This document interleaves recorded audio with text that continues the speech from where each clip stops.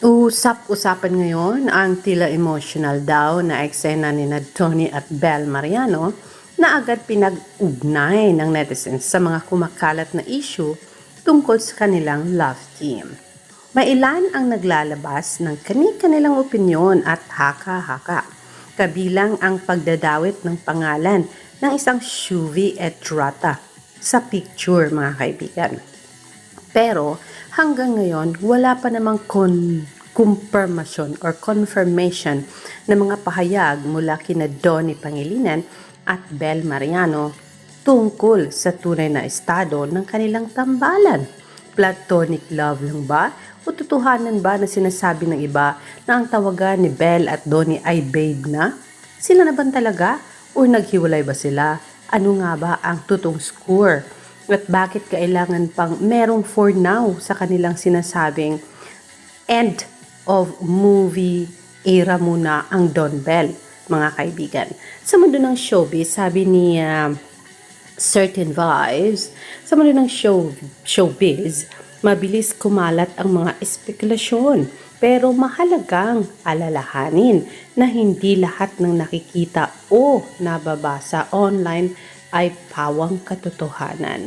Anuman ang pinagdaraanan nila, patuloy pa rin ang suporta ng fans para sa tambalang Donnie Pangilinan at Bel Mariano at patuloy na umaasang ang for now nila ay panandalian lamang at that one day they're gonna work together again as a love team.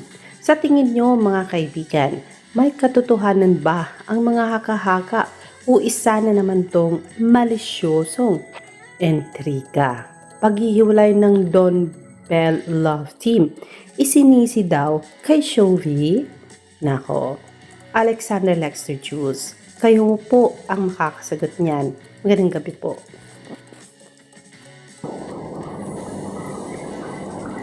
Pero yes, mga kaibigan, sabi naman, usap-usapan ng iba, sabi dito ni Showbiz All Out Philippines.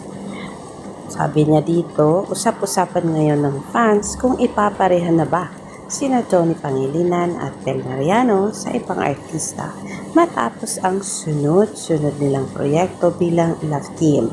Ayon sa ilang panayam, bukas sumanong dalawa sa pag-explore ng mas mature at iba't ibang roles para mas maipakita pa daw nila ang kanilang kakayahan bilang actors and actresses. Naku, ayon dito sa post ni Showbiz All Out Philippines, Don't Make Noise,